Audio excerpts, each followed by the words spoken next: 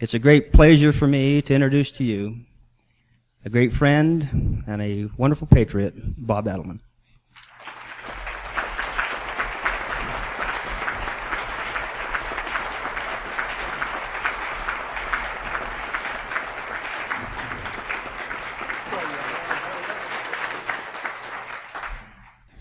You know, I am glad. I am glad to be here where we can all shout, hooray for our side. You know, I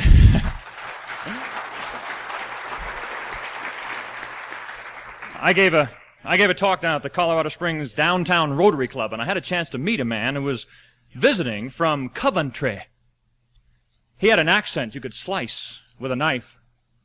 He was telling about Coventry, and he says, "'Twas Coventry where Lady Godiva rode through the streets. She rode side saddle, you know, and half the people shouted, 'Hooray for our side.'" Yeah, well, you see,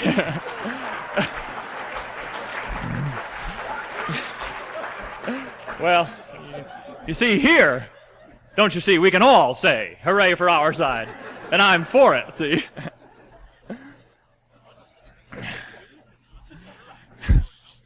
One of the things that I've been privileged to learn in the John Birch Society is that the people that you learn from don't necessarily have to be any smarter than you do. I think Vance was the one who taught me that.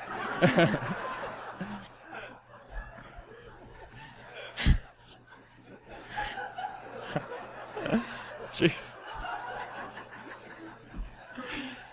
It was the last quarter of the football game, and the score was tied 7-all. The scoreboard showed 3 seconds to play. The home team was on the opponent's 7-yard line. Well, the coach called to the second-string quarterback and called him in, and he said, "Run this play. We've got to win this game." So he ran onto the field, and he began to call that play, and he got about halfway through it. And he checked that play, and he changed to an audible. Now, the stands were pandemonium. Everybody was standing, yelling, screaming, couldn't hear yourself think. It was complete bedlam and mayhem. The quarterback checked the coach's play and called an audible. He called 13. Well, now every team that the home team had played had checked out and scouted this play, and they knew it cold. But this time it caught them off guard. They ran the ball across the line, 7 yards, 1 inch, and made the score, won the game. They carried the quarterback off the field. He got into the locker room and he was talking with the coach.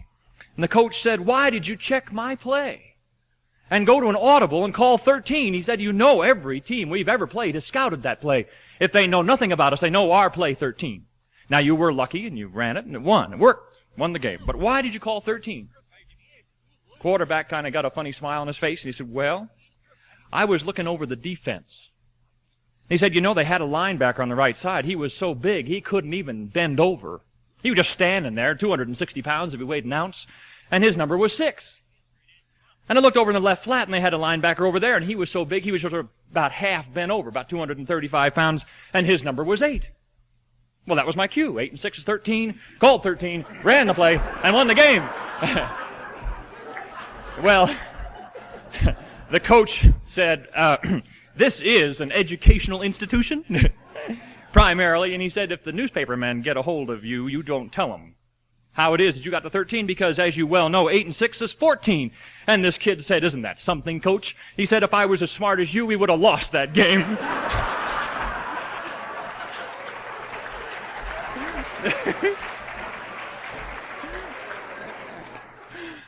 Oh, shoot. You have no idea how long I have waited to tell that story.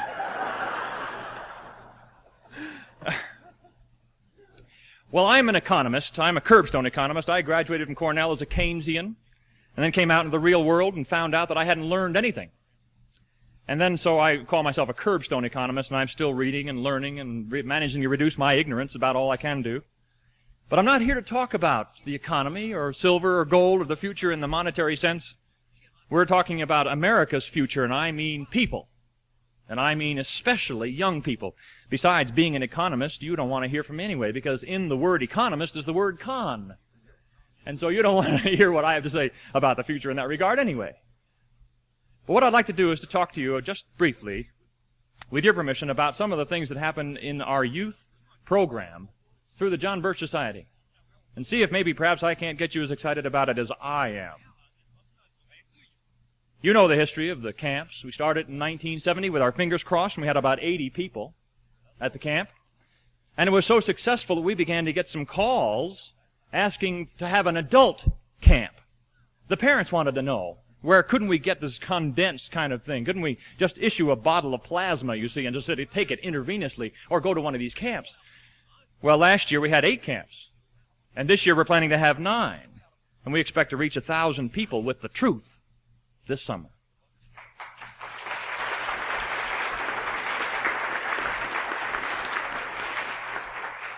Last year, 260 to 300 of these young people joined the John Birch Society, and they caught fire.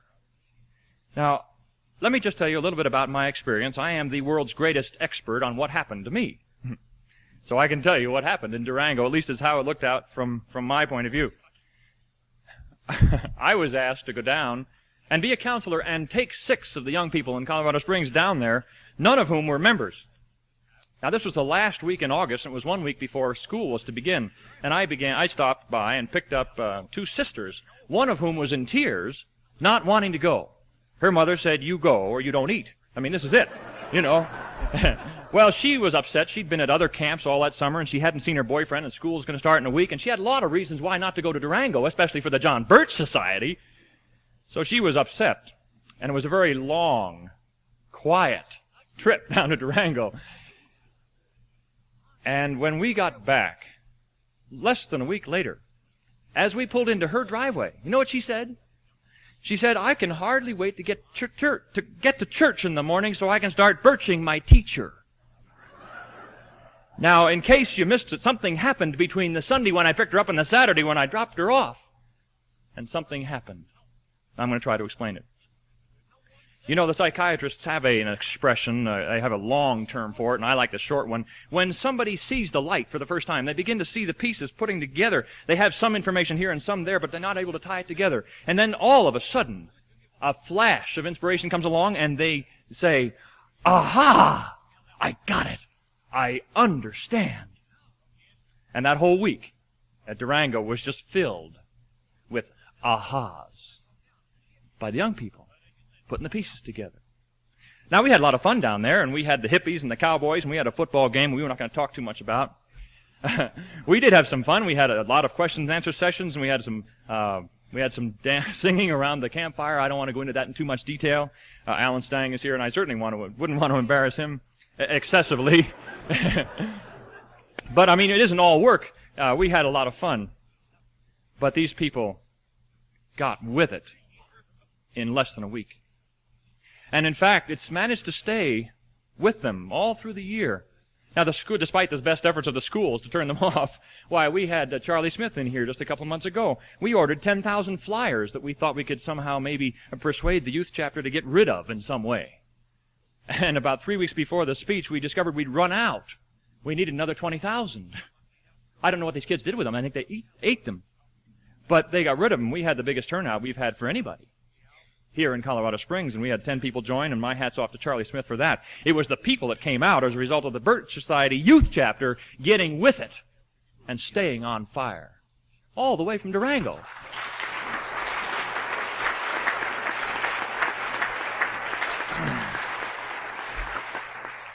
You know, it's funny, we are trying to raise some money to send some of these kids back to the youth camp. They wanted to go again. Little re-infusion, little more transfusion, I guess. We had a car wash down at a shopping center not too long ago. And I was down there, and it's kind of fun. You know, these car washes are really kind of interesting. We actually went a whole hour and a half without a water fight. You know that? Oh, yes. And one of the times, well, a man drove up. He'd seen the big fat sign. We have a big sign, car wash, youth chapter, the John Birch Society, $1. So this man drove up with this clunker, and he said, "I'd like to have you wash this, and I'd like to ask you a few questions about the John Birch Society." Well, one of these young men got a hold of him. Doug Calder got a hold of him and started giving him the Birch line. I have never heard anything like that in my life. I was washing the car. I practically washed the paint off the front fender. Man, I wasn't going to move. I wanted to stick around for this. It was beautiful. I have never heard anybody present as quickly, concisely, accurately, and persuasively as anybody as what Doug Calder did to that man. This man was easily 25 years his senior, and Calder knew more about the thing that was going on in this country than this man ever dreamed of. He wanted to know some more. So we reluctantly sold him a pamphlet. We had a few hundred with us, you see. And I don't know whether he'll become a Birch Society member, but it was because of Calder. You know, it's funny. We look at these young people out there, and we're wondering if it's clicking. You know, you press a button on a cash register, and you can see that you registered and what it registered. But if you feed the young people, you wonder if it's really getting in there. And yet Calder had an understanding. And I don't mean just to pick on him. I mean all those kids understand the size of the problem and the size of the challenge and the size of the opportunity we have. They're beautiful. So I'd like to ask you a hard question. Why should your kids go if they haven't been? Why should they? Well, I got a couple of reasons written down here. One reason is because they need the protection. They need the armor against the slings and arrows of outrageous fortune arranged by the insiders. Well, you know where they spend most of their time. Well, they're getting their news from Walter Crankshaft and David Pinkley. Isn't that right? ABC and NBC and CBS, you know, and that's where they're going to get their news. And, of course, they're plugged in one ear all the time into the stereo, picking up Mick Jagger. Vance Smith has persuaded me that Mick is an agent of Satan himself. Now, that's got to make an impression somewhere. Somebody has proved if you play loud music in front of a flower, it'll kill it. What'll it do to people? And so this is the kind of thing they're getting. Why, I was just talking Friday night. We had a reception, and I met a gentleman, and he was talking about how glad he was to be a brand new member of the John Birch Society and how he was so sorry that he hadn't joined sooner. He said, I had a daughter once, and she was okay until she got to be 16 years old. And then I sent her to a local school right here in Colorado Springs, and when she came out of school, I lost her. She said 4 years of that dribble, and she was going the other way. Now she's 29 years old, and she's coming back. But for 13 years, I've lost her. Now, that's tragic. There's no reason for that, especially now that you and I know what the name of the game is. There's no reason to lose people to a liberal college like that. You know, I always wanted my kids. I have 4 of them. I'm an expert on kids. My wife's an expert on diapers. That's a division of responsibility, you see. I wanted them to get a liberal arts education, and I thought that was wonderful until I met a liberal. You know? That changed my mind, see? I like what the Dean of Students of the University of Arizona said. He said, it's awful what we've been doing to the kids. He said, we've been sending them out on the roughest, stormiest seas of life with no bearing, no compass, no fixed stars, and no anchors. And he says it's no wonder that they're sinking. It's no wonder that they're foundering, that they're going down. Now, he knows what you and I know. We got to protect them. Do you know that the only protection against deception is knowledge? How many times must I say that to myself? The only protection against deception is knowledge. And where are they going to get the knowledge? Who's got the truth? Who's got the skinny? We do.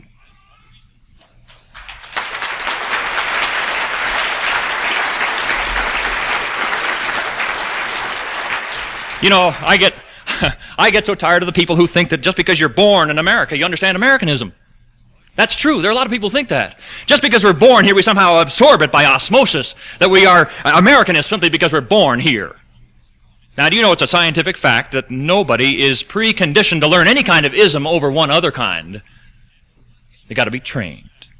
Got to be taught. It's got to be sold. It's got to be bought. That's Americanism. And we've got it. The other reason, of course, is that we need to maintain communication with our family. The family is the key to keeping this thing together. Why do we call the priorities God, family, and country? I know it's very difficult with teenage people to maintain communication. But I always like what Mark Twain said. He said, when I was 16 years old, I was amazed at how dumb my old man was. And by the time I was 21, I was amazed what he'd learned in 5 years. Well, some people never come around to that. Some people never come around to that. Why, we have a letter here from the father of one of the youth camp people. Wrote a letter to the Birch Society dated February 1975. He said, I just want to let you know. The youth camp has done something I have been trying to do for years. Since our oldest boy went last summer, his interest has spilled over onto his younger brothers, and now they are eager to read books and reprints I never thought they'd take an interest in. Reading is so important, and I thank the Birch Youth Camp for getting our boys reading like they should. May God bless you all. Now, do you see what he's saying between the lines? How can you communicate if you're operating from two different foundations? What he's talking about isn't reading. What he's talking about is communication. It's absolutely critical in the days and the years ahead that we maintain communication in the family. And I honestly can't think of any other way to build the foundation and get tuned in on the same wavelength than through the John Birch Society youth camps. Of course, we also have another responsibility.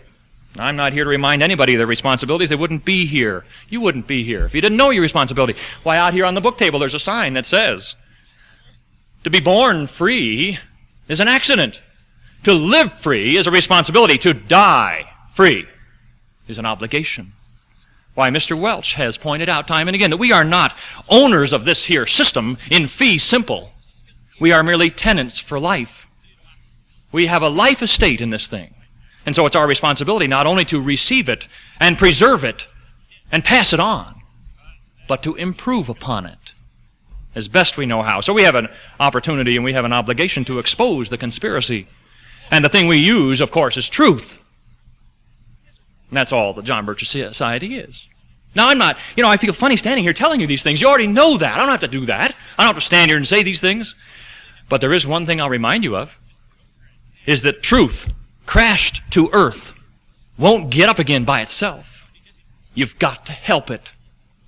We have 13 trumps in this American system, but you can still lose the game if you have 13 trumps and you don't play them. Mr. Welch also said that truth in the hands of youth is a doubly powerful weapon. And of course we are in a fight, and we have a need for weapons. So our responsibility as Birchers is, it seems to me, simple. We have different stages of growth in the John Birch Society. I didn't really join the John Birch Society until about 3 years ago. I was a member for a couple of years before then, but I didn't really know what I'd done. When I joined the Birch Society, I thought, well, I just sort of hit it, for a couple of years. Really hit it and then forget it. What I didn't know then, what I know now, is that I've joined for life. Now, if I'd known that I was going to join for life when I joined in May of 1970, I would never have joined. There's some things you're not allowed to know in advance. See?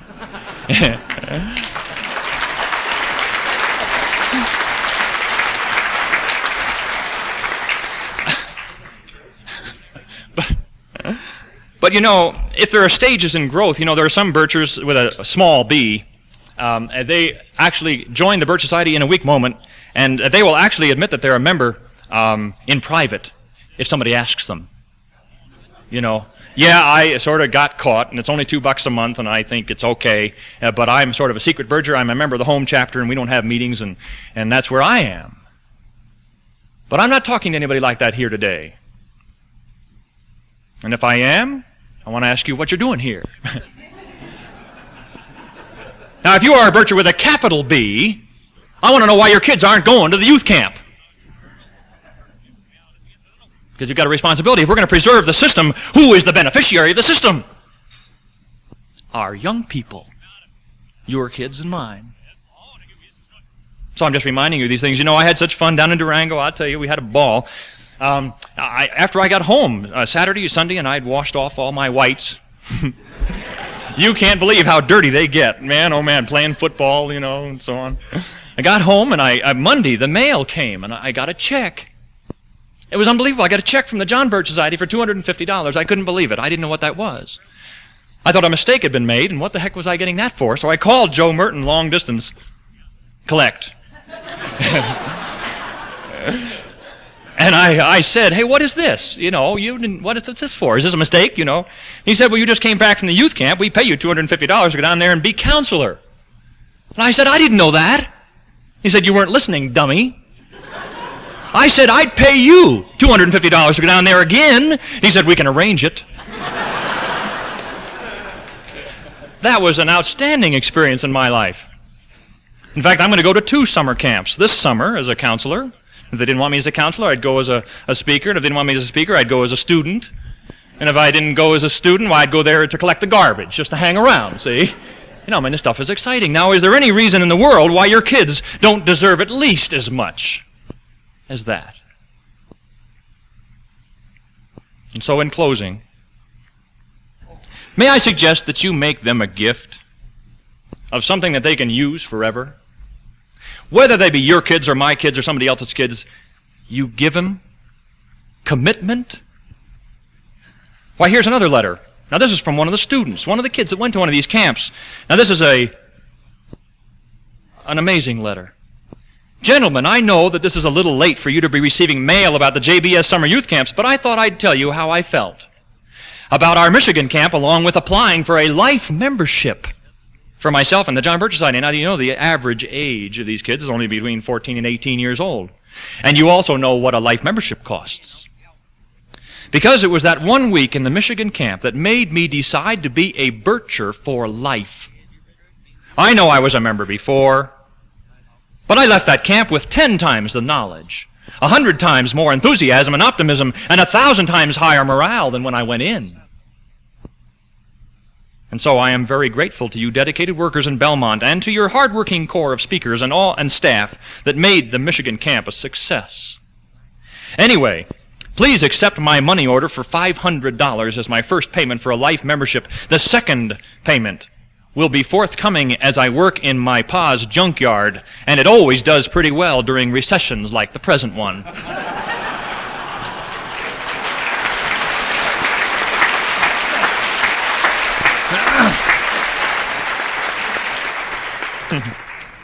So give them commitment. Give them understanding. Give them self-confidence. Give them truth. Give them the John Birch Society. Thank you.